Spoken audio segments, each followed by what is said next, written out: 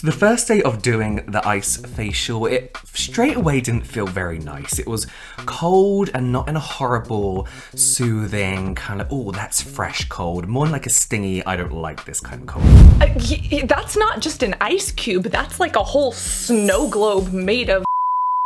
Today we are reacting to James Welsh rubbing ice on his face for 7 days. James Welsh actually asked me to jump on a Skype call with him and talk about the potential dangers or the potential benefits of rubbing ice on your skin, since I am a medical esthetician. And for those who don't know or are new here, hello! My name is Cassandra Bankson. I'm an expert and have been in the industry for over 10 years, and I've personally struggled with acne for over 15, which means yes, I used to read those dumb magazines, and yes, I have both dunked my face in ice water before for the sake of makeup, which I don't think his brother, Robert Welsh, recommends. And second, yes, I have rubbed ice on my skin. I don't know if I did it on video or not, but I do remember that it wasn't a good time. Because I've worked alongside and with doctors and dermatologists, he wanted me to share some advice and some information about the skin. So today, we are going to analyze, we are going to scrutinize, and we are going to learn together to see what actually happened to his beautiful face.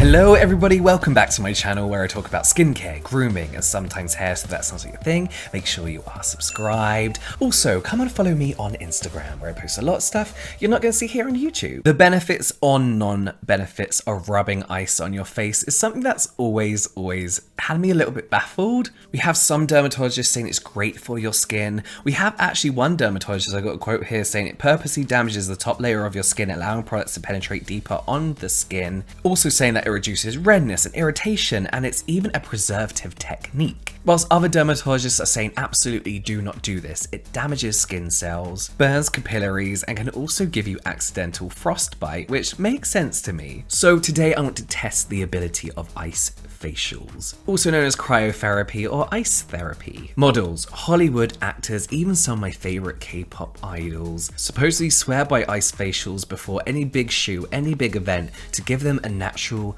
glow, a natural radiance to their skin. Poreless finish, but I'm not sure I believe them. That makes two of us, because I'm a critic and a skeptic. And yes, cryotherapy is used. You'll even see marathoners that jump into ice baths after they run. But some of those situations are different. Again, we're talking about muscles as opposed to just facial benefits. I am hoping that he's going to touch on pores opening or closing or tightening and whatever, because that doesn't actually happen anatomically. And as far as ice facials go, there are specific tools, such as skincare tools or things that you can put in a skincare fridge, or you can cool down face masks and put those on. Those can be relaxing to the skin, but that is very different than rubbing an ice cube right across your epidermis. After seeing countless videos already of this concept here on YouTube, I wanted to give it a go myself. I wanted to see if daily ice facials would make a difference on my skin, and I'm gonna give it 7 days to try and impress me. Here's the other thing. You know that your skin runs on about a 28-day cycle, so at least when you're introducing new products, you have to give them a minimum of 28 days and preferably 3 or 4 months after starting a new product to see if it actually works. In 7 days, he'll probably get an idea of what results might look like, but if he's looking for anything long-term, you do kind of have to stick with it. That's why your dermatologist schedules follow-up appointments for 3 to 6 months down the line. So first of all, is there any actual scientific evidence behind the benefits of ice facials? Short answer, no. Long answer, also no. According to an article that was medically approved by a dermatologist, Cynthia Cobb, ice has many potential benefits, including eliminating puffiness, especially around the eyes, reducing oiliness, reducing acne, reducing redness, soothing sunburn, reducing swelling and irritation. I understand this is a dermatologist who said this. I trust dermatologists, and I would love to understand the reasoning behind this, because the last thing I would want to do to an aggravated sunburn is apply a cold ice cube. You could literally add more damage and even frost snip to, those already aggravated tissues. Depending on your skin, rubbing ice on it could actually cause more redness. It is true that if your internal body temperature or your core body temperature gets too low, that your brain shunts blood flow away from your extremities, such as your hands and your feet, to keep it, closer to your core. Because, if you're having hypothermia under 82 degrees Fahrenheit or 95, depending on how severe, if you're stuck in the wild, you can live without your hands and your feet, but if you don't have your lungs, your heart, and your brain, you're not gonna get too far. And that is something your body does to try to protect you in like an emergency situation. But the idea that just rubbing ice would stop blood flow from going through your facial arteries, don't even think that's true, and if anything, I feel like it would make your face more red. But I would love to talk to this dermatologist and learn a little bit more about the reasoning behind that. Reducing signs of aging, such as wrinkles, and in general just boost the skin's healthy glow. The skin's healthy glow. I don't know what that means, like every skin comes with a healthy glow and ice boosts it. However, these claims are quickly followed up by the fact that these claims and benefits are purely anecdotal and there's no scientific evidence behind any of this. No clinical research backing this up. However, anecdotal evidence is sometimes important. This is so true, and something that I think we should all remember. Just because something isn't proven in a medical study, just because somebody hasn't paid the money to fund that research, doesn't mean it doesn't work. It means that we shouldn't put all of our trust into it, but it means that more research is needed. Unless there's research that's proving otherwise, we shouldn't completely dismiss that. And that goes for things way beyond the realm of skincare. Important to remember, anecdotes are anecdotes, but if they're repeated multiple times, or if people do see trends, it might not be a fact, but it's a good place to start a hypothesis so that we can actually test that and see whether or not it holds up to be true for the majority of a population. And a lot of skincare experts actually swear by this when it comes to treating their patients. Also, the idea of putting something that cold directly onto my skin makes me feel a little bit uncomfortable, and I'm not sure why. So I jumped on Skype and called my friend and fellow YouTuber Cassandra Bankson, she's also a medical esthetician, to get her opinion and knowledge surrounding cryotherapy and ice facials, and see if it's generally a stupid thing to do before I went and did it. So, as you know, I'm going to be applying ice onto my skin. I'm going to try 2 weeks, but I do think I might only last a week because it's a lot of effort. It's a lot of effort. It is uncomfortable, and the benefits that people claim to see don't always make it worth the effort. My internet connection is so bad. James, I'm so sorry. I did not know. There are positives, negatives, and then dangers. And the way that I see putting ice on the skin is kind of in the same realm as like a walnut scrub or derma rolling. In certain cases, cryotherapy or cold therapy can work, but people take it to an extreme, or people do it wrong, or it can cause problems. And again, this could be like weak problems such as just like discomfort and redness in the area. This could be frostbite or frost nip if it's kept on the skin. And this could get as bad as, you know, tissue necrosis and gangrene, which is like literally your tissue falling off. So again, those are extreme situations, you know, but it happens. And then there are also ice burns, especially if used alongside products that have salts or sodium in them. And then for people who don't know they have pre-existing medical conditions. As a little bit of science background on that, salt or sodium actually reduces the freezing temperature of water, which means, you know, the ice or the water can be colder and cause potentially more harm or more damage to the skin without people noticing it. People have actually come into the emergency room with ice burns because it was a trend, literally putting ice on their skin, putting salt on it, and having major burns that, you know, need skin grafts. I don't recommend. And then for people who don't know they have pre-existing medical conditions, it could trigger seizures, such as in trigeminal neuralgia. So it's one of those things that it's like, for most people, it'll probably be okay, but do the benefits really outweigh the risk? Yeah, that... Tissue necrosis, James! Tissue necrosis and gangrene are obviously very extreme cases. From rubbing a little bit of ice on your face, is that really gonna happen? No, but think about it. If you are using ice and it does like kind of numb the area, you might not know if something is actually happening or tissues are being damaged. And again, from my current understanding, there are no major positives of doing this. Grab a skincare tool, put a face mask in the fridge, use that for your cryotherapy instead. Heck, get the overpriced Foreo vibrating LED cryotherapy machine, for God's sake. You know, because there are potential dangers, and then there just aren't a lot of good things to back it up. Well, you know skin, and you'll see at the end of 2 weeks, but let's break down both of those claims, first from this depuffing idea, and then also from this pore tightening idea. So when we think of puffing, what is actual puffiness in the face? Usually it's fluid buildup. We have blood all in our body, right? And it's pumped by our heart. But we also have other fluids, specifically lymphatic fluid. It's part of our immune system, it keeps us healthy. But unlike the heart, it doesn't have a pump. So the way lymph gets through the body is by our muscles contracting or by us moving things along. So things, such as actual stimulation and massage can help if you are using a tool or an ice cube. If you are pushing that fluid through the face, it can help to drain some of that puffiness. But I wouldn't say it's actually the cold. I would say it's just that stimulation. I don't really see the point or the purpose. And also think like, if you have a swollen arm or a broken arm and you want to put an ice pack on it, would you put that directly on the skin? No, you'd use a buffer, right? You'd wrap a towel around it. That's the same idea, is that ice directly on the skin could cause pain. It could numb the skin so you don't feel it happening, but you could get frost nip or frost bite. And most of the time, if you're in, a temperate room, the ambient temperature will melt the ice. So it's not like licking a telephone pole in the middle of winter, but you see what happens when kids do that, right? Yeah. And the danger is, what if you freeze the tissue? What if you do get frostbite? It turns into tissue necrosis. Sometimes what happens is that people come into the hospital with ice burns. Sometimes they're accidental, sometimes they're on purpose. But if you have sodium that you put, on your arm or something and place ice on it, that salt actually lowers the freezing temperature of the ice, meaning it gets even colder. So what happens if you're using or you have residual product or even sweat that has a high amount of salt in it, or a sodium, something like a hyaluronic acid salt, right? If that reacts with the ice negatively and lowers the freezing temperature, could you technically, numb the nerve, not feel the pain, and actually cause lasting damage? It's unlikely, but is it possible? Yes. And what are the benefits? Nothing, by the sounds of it. Well, and let's also break down pores opening and closing, right? Yeah. So our skin, but our skin, we can think of like a cake, has multiple layers, and each pore, each little hair that sticks out of our skin has its own little cubby per se, right? Now, what causes us to have goosebumps? There's tiny little muscles called erector pili muscles, and it's when we get cold, the little hair stands up. But that muscle is attached to the hair, not to the outside or the rim of that skin, right? So on the inside, we have a little muscle, but it's not to open or close the pores.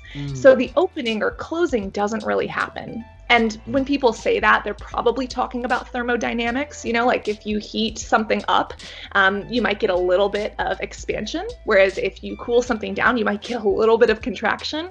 But to actually do that to reduce pore size is mainly genetics, skincare, removing your blackheads in a hygienic manner. Not ice. So are there any long-term benefits from ice, do you think? Applied regularly, however much regularly is. That's a really good question, James, and I wish that I had studies to back up an answer for you. Long term, you think about it, your body likes to hang out at a normal temperature, right?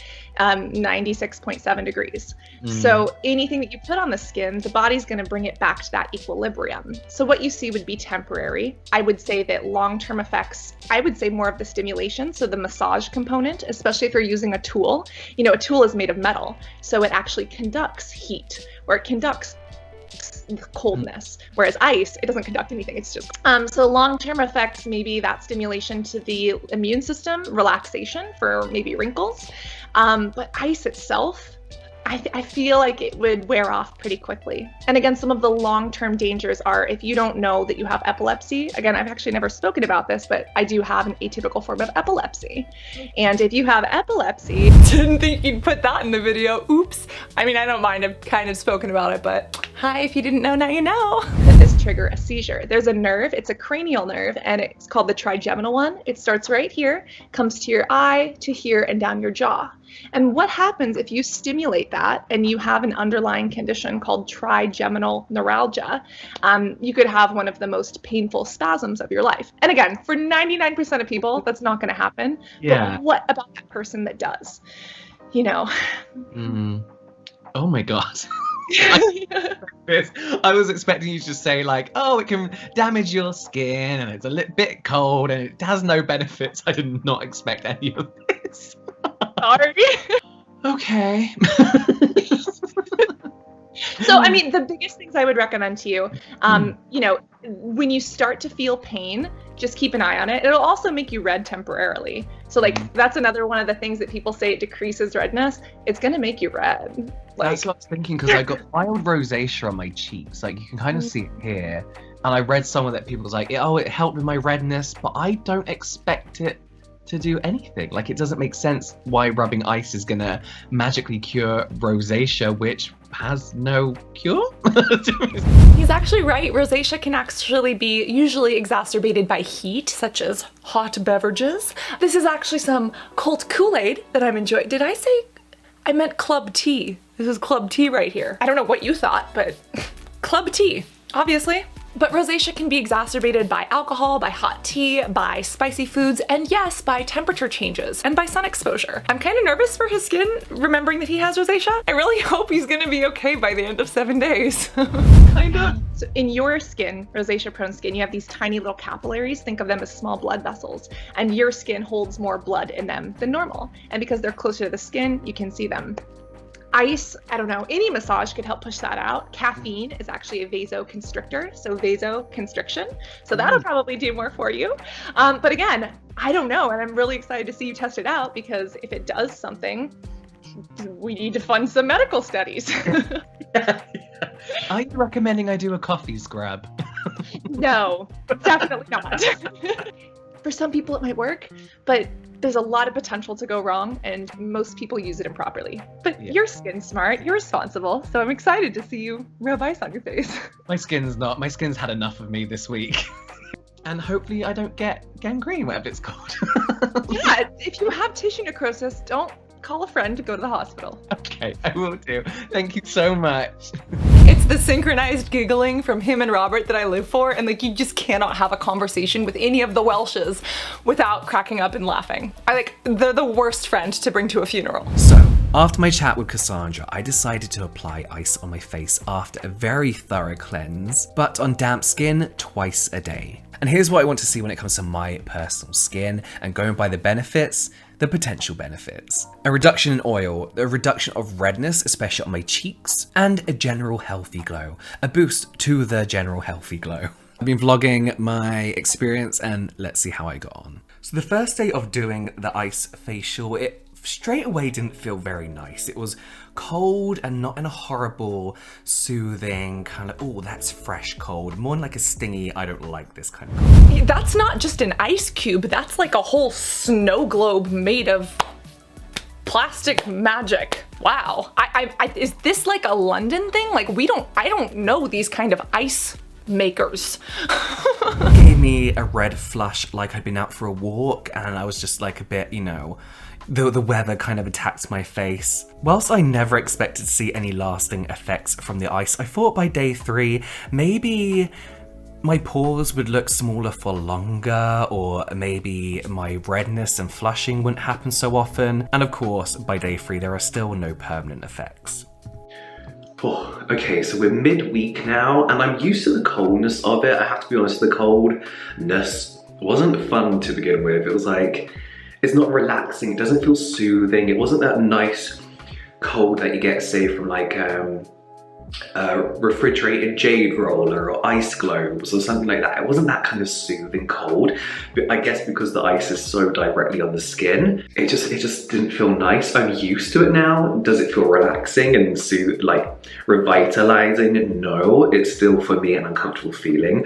One thing I have noticed in regards to the redness is I'm getting a lot of kind of flare up later in the day when it comes to my rosacea. So whilst this ice cube makes me look a little bit flushed, like, you know, I've been out on like a cold walk. James, be careful of your skin. You know, the more rosacea prone skin is aggravated from cold or heat or products or sun exposure or foods even, the more it can flare up, and you can actually progress through different stages of rosacea. You know, some of the more difficult to treat stages are the ones where they get kind of pustular and they have lesions that almost look like acne. And I don't want you to flare up, and I would actually ask James if after he filmed this, this if he started to get like little blemishes that he thought were rosacea blemishes or acne blemishes. I hope he put azelaic or azelaic acid on them, because that would be, you know, the first thing that I would personally recommend, or that some dermatologists would probably recommend. Yeah, I hope his rosacea didn't flare very bad. And if,